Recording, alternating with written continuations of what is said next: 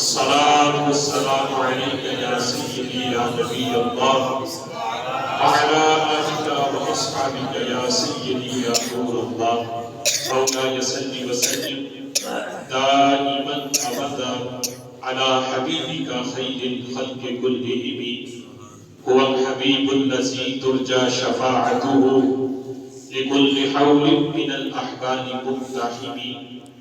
منزه عن شريك في محاسنه فجوهر الحسن فيه غير منقسم محمد ذكره روح لأنفسنا محمد شكره فرض على الأمم محمد تاج رسل الله كاذبة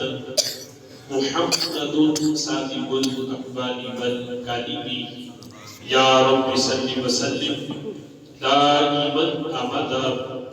على حبيبك خير الخلق كلهم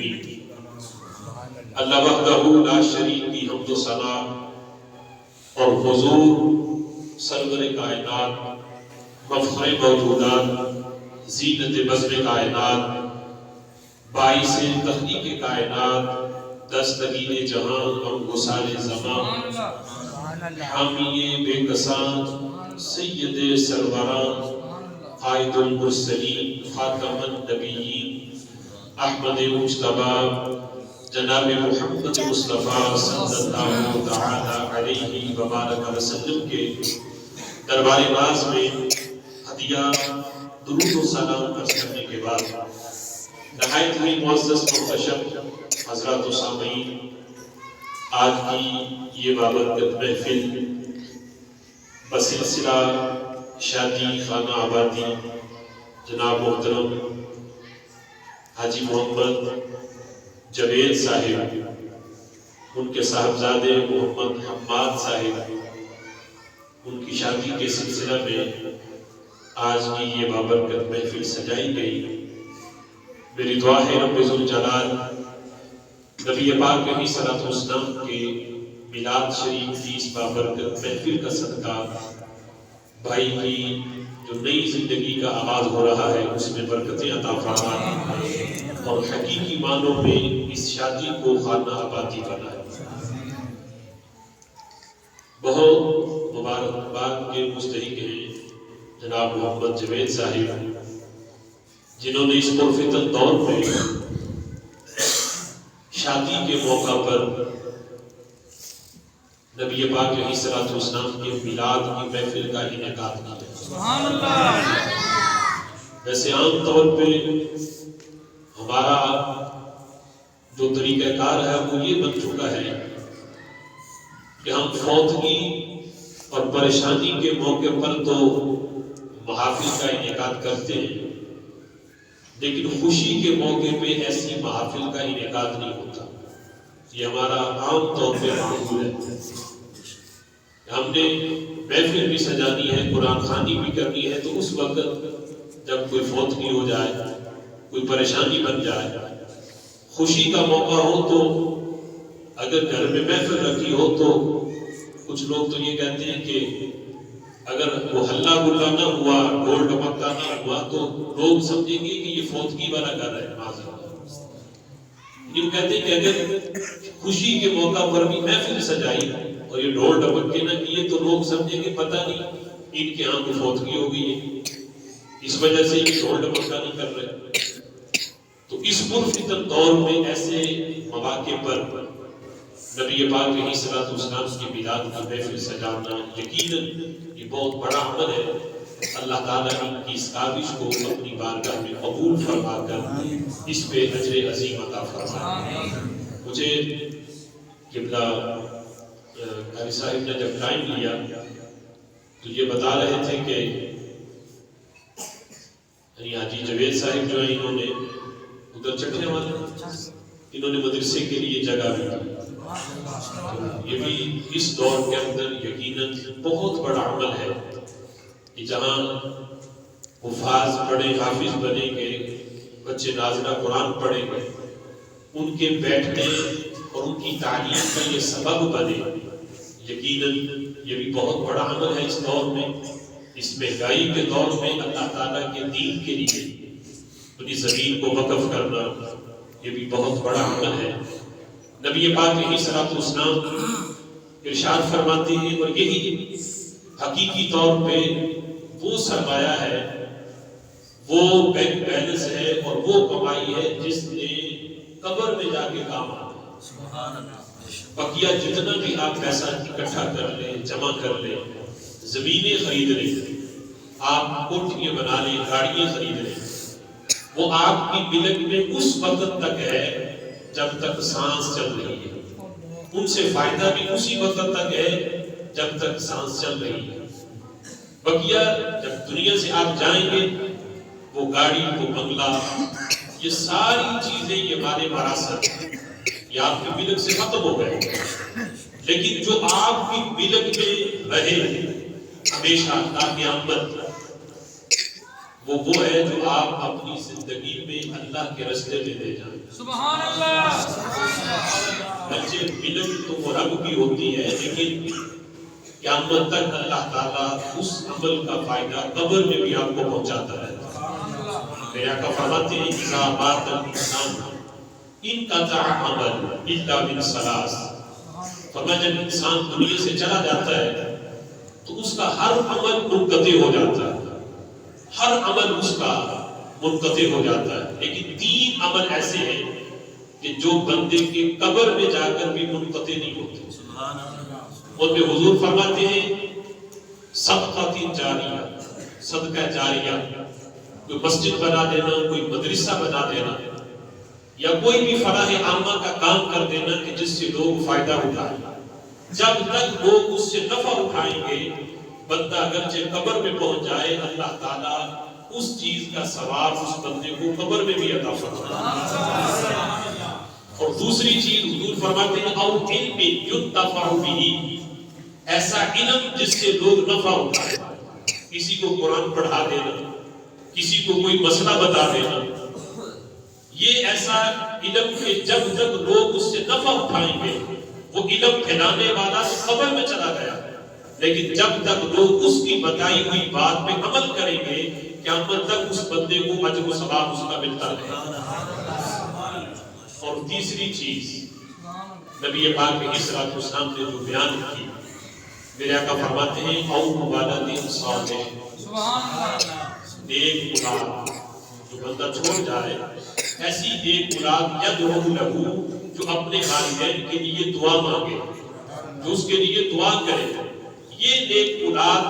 بندے کو قبر میں پہنچنے کے بعد بھی فائدہ دیتی ہے۔ اور یہاں بھی ایک لمحہ فکریہ ہے کہ ہم اولاد کی دنیاوی تعلیم پہ تو توجہ دیتے ہیں، صبح باپ کو بھی والدہ کو بھی فکر یہ ہے کہ کہیں میرا بیٹا اسکول سے لیٹ نہ ہو جائے، اور اس دنیاوی تعلیم پہ ہم ہزاروں خرچ کرتے ہیں، پھر اسکول کے بعد ڈویژن ہے اس پہ بھی ہزاروں لگاتے ہیں،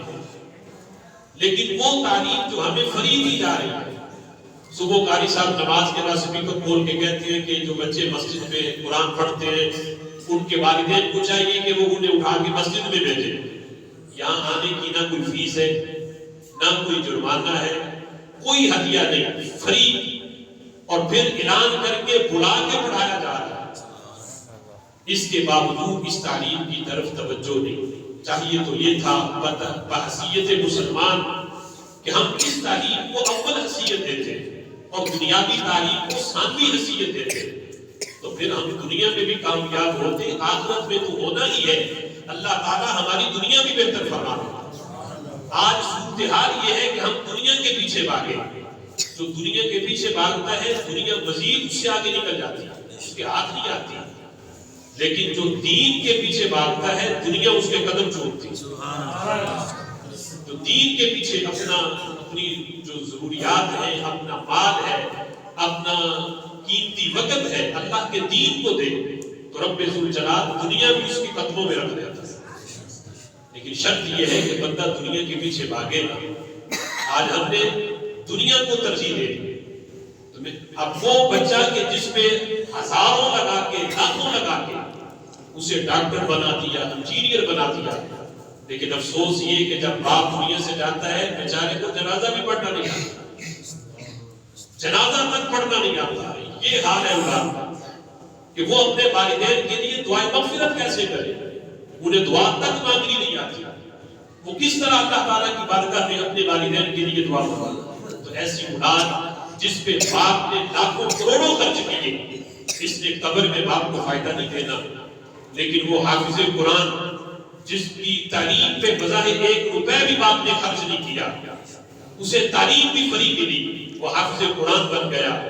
اب وہ باپ کے لیے ہاتھ اٹھا کے دعائیں مغفرت نہ بھی کرے، وہ قرآن پڑھ رہا ہو تو رب ذوالجلال اس پڑھنے کا ثواب قبر میں ایٹومیٹک باپ کو پہنچاتا ہے. ویسے حدیث کا یہ مفہوم ہے کہ نابالغی کی حالت میں بچہ نابالغ ہو تو وہ کوئی بھی عمل کرے، نہ اس پہ نماز فرض ہے، ٹھیک ہے، نہ اس پہ روزہ فرض ہے، لیکن اگر نابالغ بچہ نماز پڑھ لے، روزہ رکھ لے، تو اللہ اس کی نماز کا اور اس کے روزے کا ثواب اس کے والدین کو عطا فرمائے. بقیہ جو لوگ ہیں اگر وہ کسی کو احسان ثواب کرے تو انہیں ہاتھ اٹھا کے دعا مانگنی پڑے گی، اے اللہ میں نے جو عمل کیا اس کا ثواب فلاں کو پہنچا.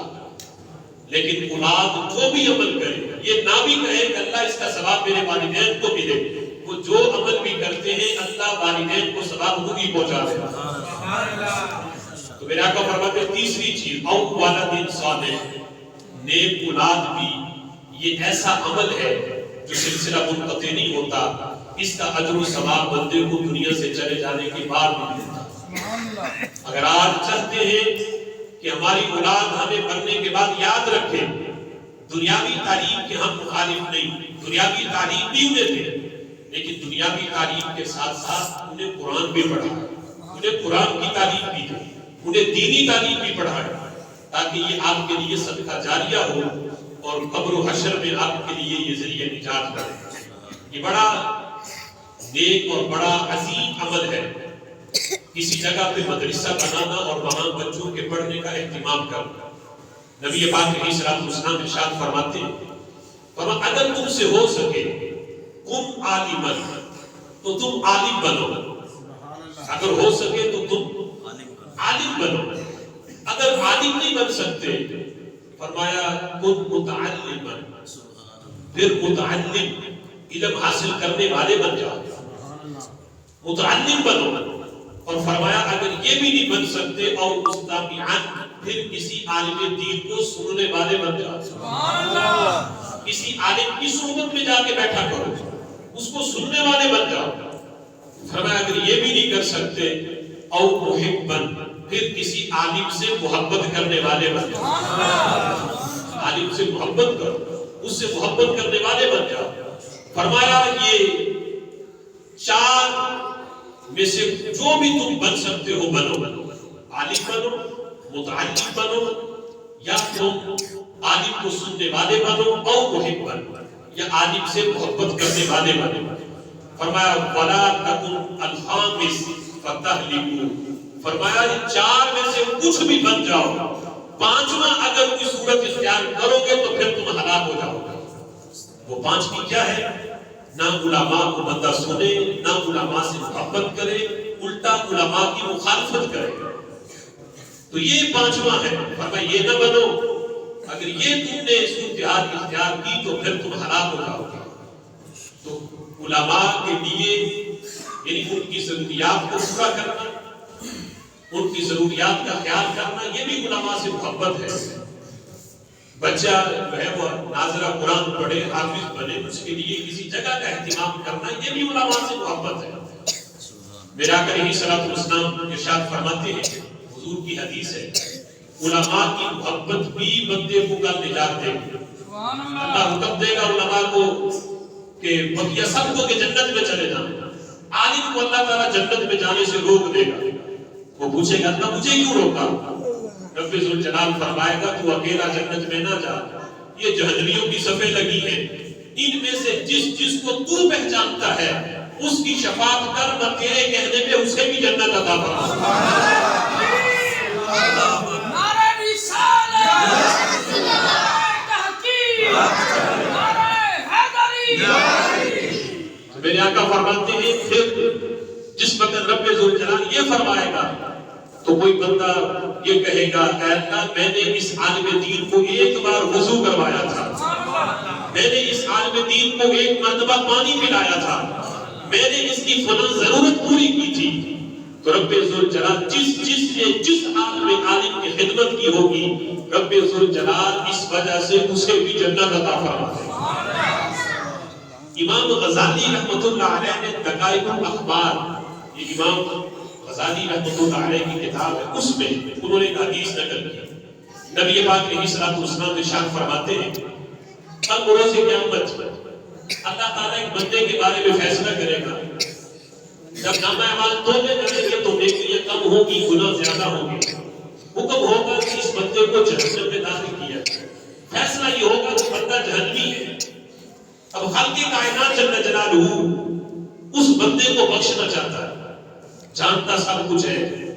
لیکن رب ذوالجلال بتاتا ہے کہ میں بخشنے پہ آؤں تو کتنے چھوٹے چھوٹے عمل پر بھی بخش دیتا ہوں. فرشتے جب کھینچ کے اسے جہنم کی طرف لے کے جا رہے ہوں گے تو رب ذوالجلال حضرت جبریل امین کو بھیجتا ہے، جاؤ جبریل اس بندے سے جا کے پوچھو تو خود تو عالم نہیں تھا، بتا اپنی زندگی میں کسی عالم سے دوستی لگائی ہو تو تیرے اس عمل پر بھی میں تمہیں جنت دے دوں. حضرت جبریل امین کہتے ہیں انت تعلم بحال عبدک، اللہ تو اپنے بندے کی حالت جانتا ہے پھر بھی مجھے بھیج رہا ہے کہ میں جا کے پوچھوں، حالانکہ تیرے علم میں ہے کہ اس سے کسی عالم سے دوستی لگائی تھی یا نہیں لگائی تھی. تو رب ذوالجلال اس کے باوجود جبریل امین کو بھیجتا ہے. جبریل جا کے پوچھتا ہے بتا دنیا میں بڑوں بڑوں سے تو نے دوستی لگائی، علاقے کے ناظم چودھری سے دوستی لگانا تو اپنا فخر سمجھتا تھا، بتا کبھی کسی عالم کو بھی دوست بنایا؟ آگے جواب نہ میں ہوگا، وہ کہے گا نہیں، زندگی میں کسی عالم کو دوست نہیں بنایا. حضرت جبریل امین جب جواب لے کے آئیں گے اللہ جبریل کو پھر بھیجے گا کہ جاؤ جبریل اس سے جا کے پوچھو کبھی زندگی میں یہ موقع ملا ہو جس دسترخوان پہ بیٹھ کے عالم نے کھانا کھایا، اس دسترخوان پہ بیٹھ کے کبھی اس نے کھانا کھایا ہو، اگر یہ کام کیا ہے تو میں پھر بھی بخش دیتا ہوں. جس دسترخوان پہ عالم بیٹھا ہے اس کے ساتھ بیٹھ کے کبھی اس نے کھانا کھایا تو پھر بھی بخش دیتا ہوں. جبریل جا کے پوچھتے ہیں جواب پھر نہ میں ہے کہ کبھی موقع نہیں ملا کسی عالم کے ساتھ بیٹھ کے کھانے کا. رب ذوالجلال جبریل کو پھر بھیجتا ہے، جبریل جا کے اس سے پوچھ کہ کبھی جس لائبریری میں عالم رہتا تھا، جس حجرے میں عالم رہتا تھا، کبھی اس کے حجرے میں جانے کا اتفاق ہوا ہو تو میں پھر بھی بخش دیتا ہوں. جب آگے حضرت جبریل امین دیکھو علماء کی صحبت، ان کے پاس بیٹھنا، ان کے پاس وقت گزارنا کتنا عظیم عمل ہے. اب جبریل امین جب آگے پوچھتے ہیں جواب پھر نہ دے ہے کہ کبھی موقع نہیں ملا کہ کسی عالم کے حجرے میں گیا. رب ذوالجلال جبریل کو پھر بھیجتا ہے، جبریل جا اس سے جا کے پوچھ کہ میں نے تمہیں اولاد دی، کبھی اپنی اولاد کا کسی اولاد کا نام کسی عالم کے نام پہ رکھا ہو تو پھر بھی بخش دیتا ہوں. یہ سوچ کے نام رکھا ہو کہ یہ فلاں عالم دین کا نام تھا، اس وجہ سے میں اپنے بیٹے کا یہ نام رکھ رہا ہوں، ورنہ اگر یہ سوچ کے نام رکھا ہے پھر بھی بخش دیتا ہوں. جبریل امین آتے ہیں، پوچھتے ہیں، جواب پھر نہ میں ہے کہ فلمی ایکٹروں کے ناموں پہ تو نام رکھے، اداکاروں کے ناموں پہ تو نام رکھے، لیکن کسی عالم کے نام پہ نام نہیں رکھا. رب ذوالجلال پھر بھیجتا ہے، جبریل ایک بار پھر جا کے اس سے پوچھ کہ تو نے تو کسی عالم کو دوست نہیں بنایا، تو نے جن کو دوست بنایا ہے آگے انہوں نے کسی عالم کو دوست بنایا ہو تو میں پھر بھی بخش دیتا ہوں. تو نے تو کسی عالم کو دوست نہیں بنایا، جو تیرے دوست ہیں آگے انہوں نے کسی عالم کو دوست بنایا ہو، یہ والی نسبت بھی اگر تمہیں ملی ہے تو پھر بھی تیری بخشش ہو جائے گا. اب دیکھو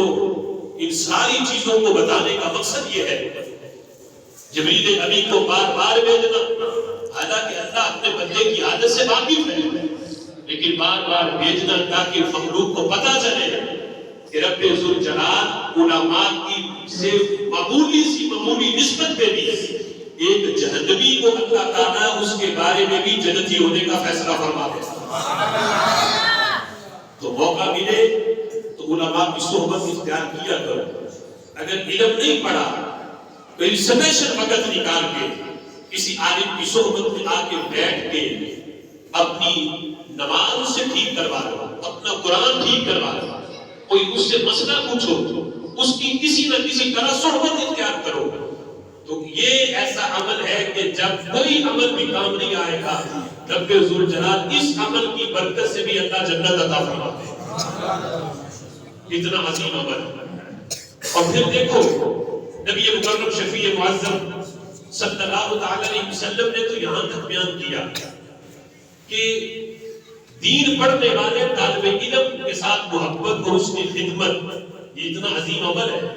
اسے میرے محبوب نے مثال دے کے بیان کیا، فرمایا کہ اگر کسی بندے کے پاس کوئی گھوڑا ہو، مجھے بھی بخاری شریف کی حدیث ہے، گھوڑا ہو کسی کے پاس اور وہ گھوڑا اس نے اپنے ذاتی کام کے لیے نہ رکھا ہو، اس لیے رکھا ہو کہ اگر کل کو جہاد میں جانے کا موقع ملا اللہ کے راستے میں تو میں اس گھوڑے پہ بیٹھ کے اللہ کے راستے میں جہاد کروں گا، اسے وہ ذاتی کام نہیں دیتا۔ اللہ کے راستے میں جانے کے لیے اس نے وہ گھوڑا رکھا ہوا ہے۔ تو میرے آقا فرماتے ہیں گھوڑے کو اس نے تنگ کر کے نہیں باندھا کسی ایسی جگہ پہ کہ چارہ اس کو لا کے ڈالو پھر ہی یہ کھائے، اور میں نے اس کے گلے میں اس نے رسی ڈالی، اور رسی بڑی لمبی ڈالی، رسی اس لیے ڈالی کہ کہیں بھاگ نہ جائے، اور لمبی اس لیے ڈالی کہ اسے تکلیف نہ ہو، یہ میرے پوری فصل میں جہاں چاہے چلے، اسے کوئی پابندی نہیں۔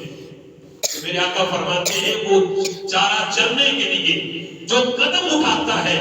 اللہ ہر قدم پہ اس مجاہد کو ثواب عطا فرماتا ہے۔ اس نے بھی جہاد کیا نہیں، بھی نیت ہے، اگر موقع ملا تو اس پہ بیٹھ کے میں جہاد کروں گا۔ وہ گھوڑا جتنے قدم اٹھائے رب ذوالجلال ہر قدم کے بدلے اسے ثواب عطا فرماتا ہے۔ وہ جتنے دن کے چارہ چلے ہر دن کے بھی اللہ تعالیٰ اس بندے کو صدقے کا ثواب دیتا ہے۔ اور تو اور میرے آقا فرماتے ہیں وہ گھوڑا جو اس نے اللہ کے راستے کے لیے رکھا ہوا ہے، وہ جو لید کرے گا، یہ لید بھی کل نیکیوں والے پلڑے میں رکھ کے نیکیوں کے ساتھ تولی جائے گا، اس کا بھی وزن ہوگا کہ یہ عام نہیں، اس نے اللہ کے راستے کے لیے رکھا۔ اب ذرا سوچو تو صحیح، جو گھوڑا اللہ کے راستے کے لیے جہاد میں جانے کے لیے رکھے، اس کے ساتھ کوئی اتنا تعاون کرے اور اس کی خدمت کرے کہ اس کی لید بھی نیکیوں کے ساتھ تولی جائے، تو جو دین پڑھنے والے کے ساتھ تعاون کرے اللہ اسے کتنا نوازتا ہے۔ نعرہ تکبیر، نعرہ رسالت، نعرہ رسالت، نعرہ تحقیق، نعرہ حیدری، محفل میلاد مصطفیٰ۔ اب یہ جتنا اجر و ثواب ہے، یہ بچے شرارتیں نہ کریں، اگر آگے ہو تو توجہ سے بیٹھو، بس ٹھیک ہے، مارنا نہیں، شرارتیں نہیں کرنی، توجہ ادھر ہے۔ یہ جتنا اجر و ثواب جو بھی بیان ہوا یہ اس وقت ہے جب بندہ دین اسلام کے اندر داخل ہو۔ حالت کفر میں بندہ جتنی مرضی کسی عالم دین کی خدمت کرے، جتنے مرضی فلاح عامہ کے کام کرے، وہ کافر ہے، تو اللہ فرماتا ہے وہ سب کے اعمال ہباء منصورہ کی طرح، ہباء منصورہ۔ ہباء منصورہ یہ ہے کہ اس کی مثال یوں سمجھو کہ طریق کمرہ ہو، دوپہر کا وقت ہو، کمرہ ہر طرف سے بند ہو، اور کمرے کے کسی دروازے پہ یا دیوار میں چھوٹا سا سوراخ ہو، اور اس سوراخ سے روشنی سورج کے اندر آ رہی ہو، اور آپ کو محسوس ہوتا ہے کہ اس روشنی کے اندر ذرات ہیں۔ کبھی کسی نے وہ ذرات پکڑے ہیں، وہ پکڑنے میں نہیں آتے، دیکھنے میں تو آتے. یہ ہے کفار کی نیکیوں کا صورتحال. وہ جتنی بھی نیکیاں کر لیں، وہ جتنے بھی فلاح عامہ کے کام کر لیں، انہیں لگ رہا ہوگا کہ ہم نے بڑے کام کیے لوگوں کی فلاح و بہبود کے لیے. لیکن جب قیامت کے دن ان کے اعمال ہوا منصورہ ہوں گے، ان کی کوئی حیثیت نہیں ہوگی. کافر جو بھی نیک عمل کرتے ہیں ان کا اجر اللہ ان کو دنیا میں دے دیتا ہے، ان کا آخرت میں کوئی حصہ نہیں. یہ مومن ہی ہے جس کا حصہ اللہ نے دنیا میں بھی رکھا ہے، آخرت میں بھی رکھا ہے. اس دین اسلام کے اندر بندہ عالم بنے اس کا اجر و ثواب الگ ہے، بندہ حافظ قرآن بنے اس کا اجر و ثواب الگ ہے، بندہ قاری قرآن بنے اس کا اجر و ثواب الگ ہے. بندہ کچھ بھی نہ بنے، صرف پکا مومن بن کے اس دین اسلام کے اندر وقت گزارے، وہ جتنا اس دین کے اندر پرانا ہوتا جائے گا اللہ کے ہاں اس کا اجر و ثواب اتنا ہی بڑھتا جائے گا. یہ ہمارا عرف ہے کہ اگر کوئی بابا پرانا ہو جائے نا تو ہم کہتے ہیں یہ کسی کام کا نہیں رہا. ٹھیک ہے، اور دوسروں کا کی تھوڑی سی بدبو بھی ہمارے اندر آ گئی. جیسے انہوں نے انگریزوں نے اولڈ ہاؤس بنائے ہیں، والدین بوڑھے ہو جائیں تو انہیں اولڈ ہاؤس میں چھوڑاتے ہیں، ان کی خدمت کرنا بھی گوارا نہیں کرتے. اور یہی صورتحال اتنا ماشاءاللہ آج ہمارے اندر بھی پائی جا رہی ہے. اکثریت کے والدین بوڑھے ہو جائیں ہم انہیں بہت سمجھنے لگتے ہیں. یہ نہیں پتا کہ اللہ کی رحمتوں کا نزول وہ خاص رحمت کے دروازے جو اللہ نے مراد پہ کھولے ہیں وہ والدین کی خدمت کی وجہ سے کھولے ہوتے ہیں. ان کے چلے جانے کے بعد وہ خاص رحمت کے دروازے اللہ بند فرما دیتا ہے تو صرف والدین کی وجہ سے کھولتے ہیں. کہ والدین اللہ کی بارگاہ میں مراد کے لیے خوش ہو کے دعا مانگے. بہت سے ایسے گناہ ہیں جو اللہ والدین کی دعا کی وجہ سے معاف فرما دیتا ہے. تو یہ دین اسلام اتنا ہے. یہ اور کلچر ہے جہاں بندہ پرانا ہو وہ ریٹائر ہو جاتا ہے، اس کی ویلیو کٹتی جاتی ہے. لیکن دین اسلام کے اندر بندہ جتنا پرانا ہو اللہ کے دربار میں اس کی ویلیو اتنی ہی بڑھتی جاتی ہے. ایک حدیث پاک ہے میرے آقا فرماتے ہیں جو بندہ دین اسلام کے اندر 40 سال گزارے، 40 سال جب اس کی عمر ہو جائے، 40 سالہ مومن جب 40 سال پورے ہوتے ہیں، ان 40 سالوں میں جو اس نے نماز پڑھی اس کا ثواب الگ ہے، جو روزے رکھے اس کا ثواب الگ ہے، جو اس نے حج کیے اس کا ثواب الگ ہے، جو صدقہ خیرات کیا اس کا ثواب الگ ہے. میں جو ثواب بیان کرنے لگا ہوں وہ کسی نماز پہ نہیں، حج پہ نہیں، زکات پہ نہیں، روزے پہ نہیں، وہ صرف دین اسلام کے اندر عمر گزارنے پہ ہے. عمر گزارنے پہ 40 سال اس نے اسلام میں گزارے. میرے آقا فرماتے جب 40 سال پورے ہوتے ہیں اللہ اس بندے مومن کے بدن میں اتنا نور برساتا ہے، اللہ 3 بڑی موذی بیماریوں سے اس بندے کو محفوظ فرما دیتا ہے. کوڑ پن کا مرض اسے نہیں لگے گا، برس کا مرض اسے نہیں لگے گا، جزام یہ مرض اسے نہیں لگے گا، تعاون والے مرض سے یہ پاک ہے. رب ذوالجلال اسے جتنی بھی اس کی عمر ہے وہ 100 سال ہے، وہ 100 سال سے زائد ہے، جس عمر میں بھی فوت ہو 40 سال اسلام میں گزار لیے. اب اللہ کی طرف سے اسے گارنٹی مل گئی کہ اسے یہ موذی بیماری کے اندر اب یہ بندہ مبتلا نہیں ہو سکتا. صرف اتنا ہی نہیں، میرے آقا فرماتے ہیں اذا بلغ 40 50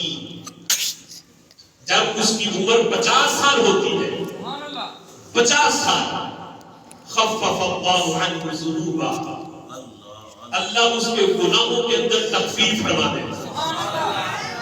بالکل سارے معاف نہیں ہوتے لیکن گناہوں میں تخفیف فرما دیتا ہے. مزید فرمایا اذا بلغ 40 فرمایا جب وہ بندہ عمر گزارتے گزارتے 60 60 سال کا ہو جائے، میرے آقا فرماتے ہیں اجل اللہ الحساب، قیامت کے دن اللہ اس سے حساب نرمی سے لے گا، نرمی سے لے گا. یہ بھی بڑا فرق ہے. اللہ بندے کو اپنی بارگاہ میں کھڑا کر کے پوچھے اس سے قہر اور غضب اور غصے سے پوچھے بتا تو نے یہ گناہ کیوں کیا؟ اور ایک یہ ہے اللہ پوچھے میرے بندے بتا تجھ سے یہ غلطی کیوں ہو گئی؟ دونوں میں فرق تو ہے کہ اللہ حساب لینے میں نرمی کرے گا، اور فرمایا کہ جس وقت بندہ 70 سال کا ہو جائے اللہ آسمان کے فرشتوں کو بھی حکم دیتا ہے کہ گھر والے اسے پیار کرے نہ کرے، فرشتوں تم نے اس سے پیار ضرور کرنا۔ نعرہ تکبیر، نعرہ رسالت، نعرہ رسالت۔ توجہ کرو، گھر والے کہے بابا تو زیادہ وقت مسجد نہیں گزارا کر، تیری کھانسی سے بچے نہیں سوتے، گھر والوں کے نزدیک اگرچہ بابے کی حیثیت کوئی نہ رہے لیکن اللہ کے ہاں ویلیو اتنی ہے، اللہ فرشتوں کو حکم دیتا ہے اس سے پیار کرو، اس بندے کو اپنا محبوب بنا لو۔ اور میرے آقا فرماتے ہیں جب عمر گزارتے گزارتے وہ 90 سال کا ہو جائے، 90 سال کا مومن، فرمایا غفر اللہ ما تقدم من ذنبہ وما تأخر، اللہ اگلے پچھلے سارے گناہ معاف فرما دیتا ہے، سارے گناہ اللہ معاف فرما دیتا ہے۔ وَشَفَّعَهُ اللَّهُ فِي أَهْلِ بَيْتِهِ يَوْمَ الْقِيَامَةِ، اگرچہ باپے کی زبان میں یہ تاثیر نہ رہے کہ بڑے بھی اس کی بات نہ سنتے ہو، چھوٹے بھی بات نہ مانتے ہو، لیکن رب کے دربار میں اس کی زبان سے نکلے ہوئے الفاظ کی ویلیو اتنی ہوگی۔ میرے آقا فرماتے ہیں یہ 90 سالہ مومن قیامت کے دن اپنے گھر والوں میں سے جس کی شفاعت کرے گا اللہ اس کے کہنے پہ اسے بھی جنت عطا فرما دے گا۔ وَشَفَّعَهُ اللَّهُ فِي أَهْلِ بَيْتِهِ يَوْمَ الْقِيَامَةِ، شفاع یہ نہیں کہ وہ شفاعت کرے گا تو اللہ شفاعت قبول نہیں کرے گا، شفاع کا مطلب ہے یہ کرے گا بھی، اللہ اس کے کہنے پہ انہیں جنت بھی عطا فرما دے گا۔ کتنا بڑا اجر ہے یہ، میں نے کوٹا علماء کا بیان نہیں کیا، حفاظ کا بیان نہیں کیا، سادہ سا مومن، نہ عالم ہو نہ حافظ ہو نہ قاری ہو، عام سادہ سا ریڑھی لگانے والا مومن ہی کیوں نہ ہو، اس نے 90 سال اگر اسلام کے اندر گزارے ہیں اللہ یہ والا پروٹوکول اس بندے کو بھی عطا فرما کہ خالق کائنات جل جلالہ اس کے کہنے پہ جو وہ اپنے گھر والوں میں سے جس کی شفاعت کرے، پابندی نہیں کہ اس نے کس کی کرنی ہے، کتنوں کی کرنی ہے، کتنوں کی نہیں کرنی۔ میرے محبوب نے مطلقاً بیان کیا اپنے گھر والوں میں سے وہ جتنے بھی افراد ہوں جس کی شفاعت کرے گا اللہ اس کے کہنے پہ اسے بھی جنت عطا فرمائے۔ بلکہ مومن بندہ مومن اس کے ایمان کی اتنی ویلیو ہے، آج ہم دوسرے ملکوں کی طرف دیکھ کے حسرت بھری نظروں سے دیکھتے ہیں کہ دیکھو امریکہ غیر مسلم ہے، فلاں غیر مسلم ہے، تو ہم جناب مہنگائی کی دلدل میں پھنسے ہوئے ہیں، اس کے باوجود کہ ہم مومن ہیں پھر بھی ہم کو اتنی مصیبتیں ہیں، نہ پیٹرول ملتا ہے، نہ آٹا ملتا ہے، نہ کھانے کے لیے اشیاء وافر مقدار میں ہے، مہنگائی ہے، تو یہ ساری صورتحال مسلمانوں پہ کیوں؟ کفار دیکھیں تو وہ خوشحال ہے۔ آج ان کی طرف حسرت بھری نظروں سے نہ دیکھو، اللہ نے دنیا مومنوں کے لیے رکھی نہیں، اللہ نے دنیا رکھی ہی کافروں کے لیے ہے، مومنوں کے لیے آخرت ہے۔ اور پتہ ہے جب مومنوں کو آخرت میں اللہ تعالیٰ اس کا بدل دے گا کہ میں نے دنیا میں تم پہ مصیبتیں ڈالی، تم پہ قحط بھی آیا، تم کو بھوک بھی میں نے دی، تم نے شکایت نہیں کی، صبر کیا، اس صبر کا جب اللہ قیامت کے دن بدل دے گا تو پتہ وہ کتنا ہوگا؟ میرے آقا فرماتے وہ بدل اتنا ہوگا اس وقت بندہ کہے گا کاش دنیا میں مجھے کوئی راحت ملی نہ ہوتی، کاش دنیا میں مجھے کوئی راحت نہ ملی ہوتی، مجھ پہ مصیبتیں ہی مصیبتیں ٹوٹتی، میں ان پہ صبر کرتا، اور صبر کا بدل آج اللہ مجھے عطا فرما۔ آج ہمیں یہ بھی شکوہ ہے کہ ہم دعا کرتے ہیں، دعا قبول نہیں ہوتی، یہ ذہن میں رکھنا۔ بندہ مومن جو دعا کرتا ہے وہ دعا کبھی رد نہیں ہوتا، لیکن دعا کی قبولیت کے بہت سے طریقے ہیں۔ جو حدیث میں آئے میرے آقا فرماتے ہیں بعض اوقات کیوں ہوتا ہے بندہ مومن دعا کرتا ہے ہاتھ اٹھاتا ہے جو مانگتا ہے اللہ تعالیٰ فوراً جو مانگتا ہے وہ عطا فرما دیتا ہے اور بعض اوقات ایسا ہوتا ہے جو مانگتا ہے وہ نہیں ملتا اللہ بدلے میں کچھ اور دے دیتا ہے یہ بھی دعا کی قبولیت ہے دعا کی قبولیت یہ بھی ہے جو مانگتا ہے وہ بھی نہیں ملتا بدلے میں کچھ اور بھی نہیں ملتا لیکن اس بندے کی قسمت میں تقدیر میں لکھا ہوتا ہے اس پہ خدا مصیبت آنی ہے اللہ اس دعا کی وجہ سے وہ مصیبت ٹال دیتا ہے وہ مصیبت نہیں دیتا اسے وہ پریشانی نہیں دیتا یہ بھی قبولیت کا ایک انداز ہے میرے آقا فرماتے ہیں قبولیت کا انداز یہ بھی ہے جو مانگتا ہے وہ بھی نہیں ملتا بدلے میں کچھ اور بھی نہیں ملتا مصیبت بھی نہیں ڈرتی دنیا میں دعا قبول نہیں ہوتی پھر بھی وہ یہ نہ سمجھے قبول نہیں ہوئی فرمایا وہ دعا جو دنیا میں پوری نہیں نہ ہوتی اللہ اپنے پاس اسے ذخیرہ کر لیتا ہے اللہ اپنے پاس وہ دعائیں جمع کر لیتا ہے اور قیامت کے دن اللہ اس بندہ مومن کو ان دعاؤں کا بدل دیتا ہے جب ان دعاؤں کا اسے بدل ملتا ہے بدلہ ملتا ہے وہ اللہ کی بارگاہ میں تمنا کرتا ہے اے اللہ کاش دنیا میں میری کوئی دعا قبول نہ ہوتی آج قیامت میں مجھے ان دعاؤں کا بدل ملتا بدل اتنا کثیر ہوگا بندہ کہے گا کاش دنیا میں رہ کے میری کوئی دعا قبول ہی نہ ہوئی ہوتی یہ بندہ مومن کی زبان سے نکلے ہوئے کلمات کی تاثیر ہے اور پھر ایک عظمت اور ایک فضیلت اللہ نے بندہ مومن کو اور دی اور یہ بھی جو میں بھی بیان کرنے لگا ہوں یہ عالم کا کوٹا نہیں فقط حافظ کا نہیں فقط قاری قرآن کا نہیں بلکہ ایک عام سادہ سا مومن بھی ہو یہ والا کوٹا اللہ ہر مومن کو عطا فرماتا ہے اور حدیث پاک اتنی پاورفل ہے حضرت شیخ محقق حضرت عبدالحق محدث دہلوی نے اس حدیث کو نقل کیا اور یہ اتنی عظیم شخصیت ہے برے صغیر پاک و ہند کے اندر جو بھی محدث بنے جن تک حدیث پہنچی بیچ میں ان کا واسطہ ضرور پایا جاتا ہے شیخ محقق کا حضرت ابو سعید خدری اس حدیث کے راوی ہیں توجہ کریں میرے آقا فرماتے ہیں جب بندہ مومن کا وصال ہوتا ہے بندہ مومن دنیا سے جاتا ہے اس کا وصال ہوتا ہے وہ کوئی بھی ہو عالم ہو حافظ ہو قاری ہو پیر ہو یا ایک عام سادہ سا مومن ہو جب دنیا سے جاتا ہے تو یہ دو فرشتے ہیں کرامن کاتبین دائیں کندھے والا جو نیکیاں لکھتا ہے اور بائیں کندھے والا جو گناہ لکھتا ہے جب بندہ مومن کا وصال ہوتا ہے تو یہ اللہ کی بارگاہ میں چلے جاتے ہیں اور جا کے عرض کرتے ہیں اے اللہ تو نے جو ہماری ڈیوٹی لگائی تھی اپنے بندے کے ساتھ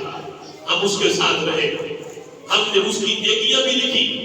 ہم نے اس کے گناہ بھی لکھے شب و روز اس کے ساتھ رہے قد تبتہ الیہ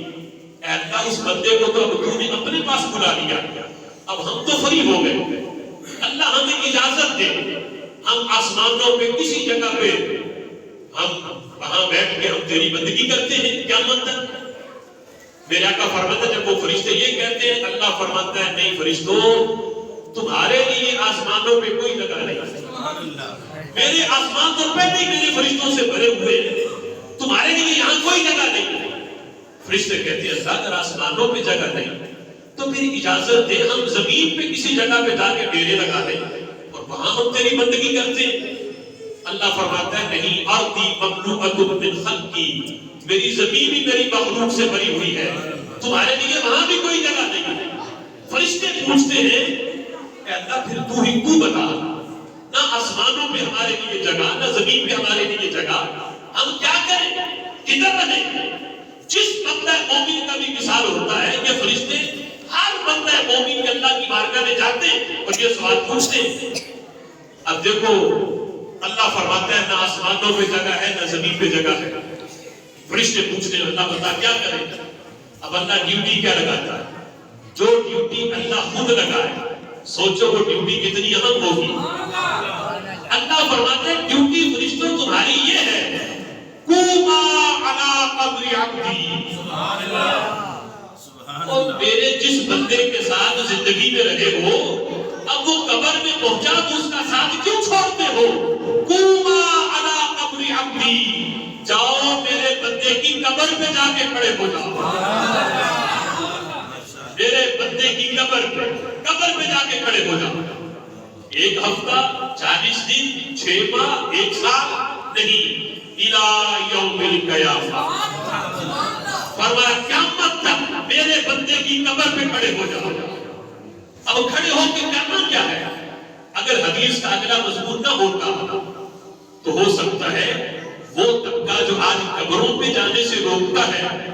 وہ یہ کہہ دیتے کہ اللہ نے فرشتوں کو کھڑا اس لیے کیا کہ یہاں کوئی آئے نہ،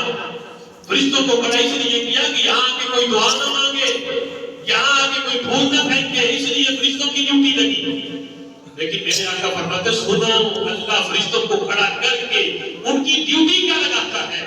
اللہ فرماتا ہے فرشتوں کبیرانی وسبحانی وحدنانی فاکتباہ بعبدی،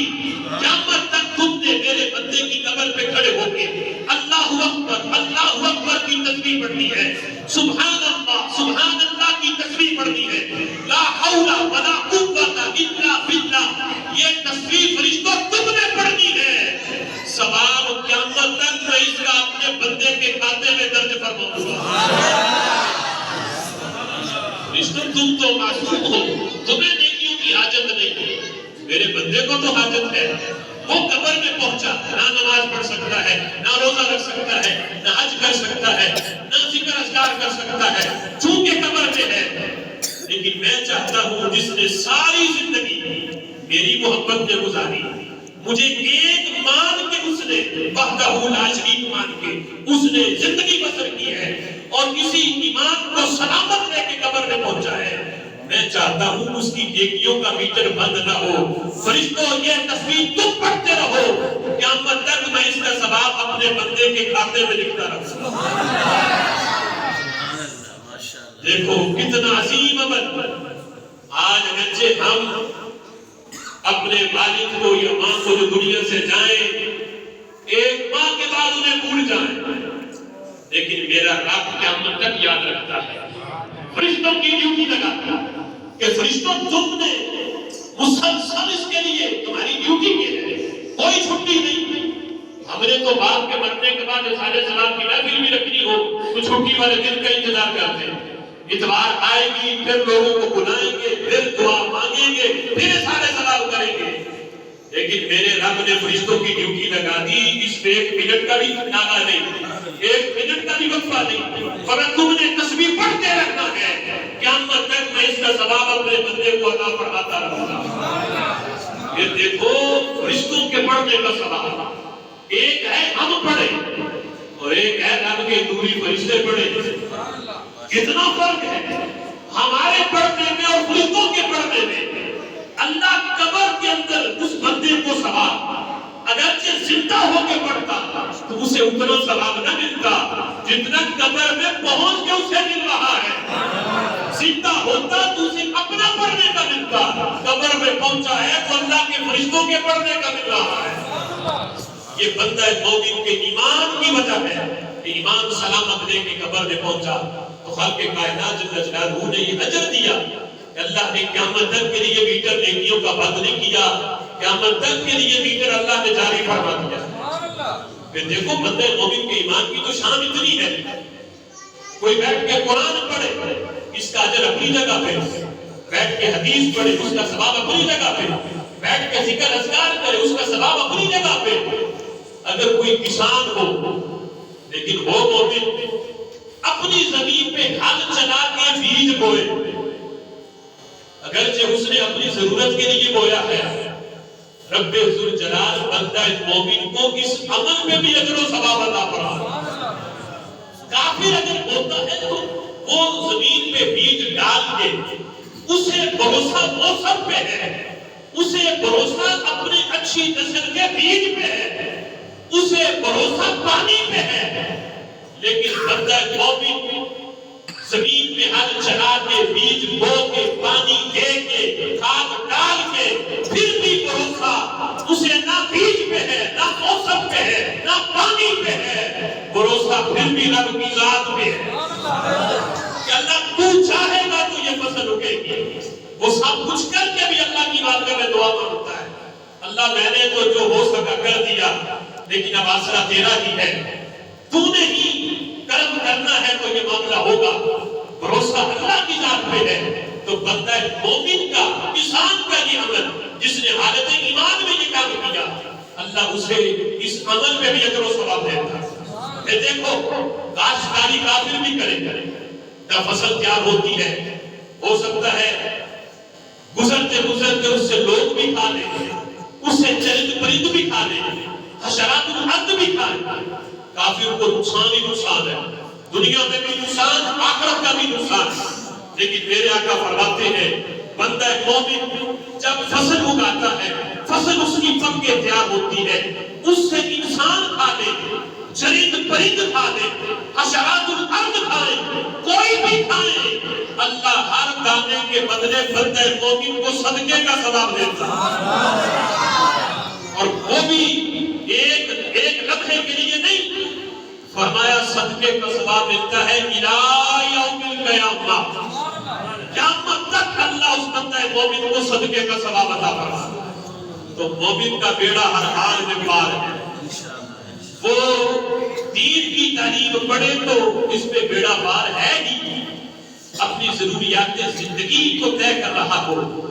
اللہ اس پہ بھی اجر و ثواب دیتا ہے. ان کے بیٹے کی شادی ہے,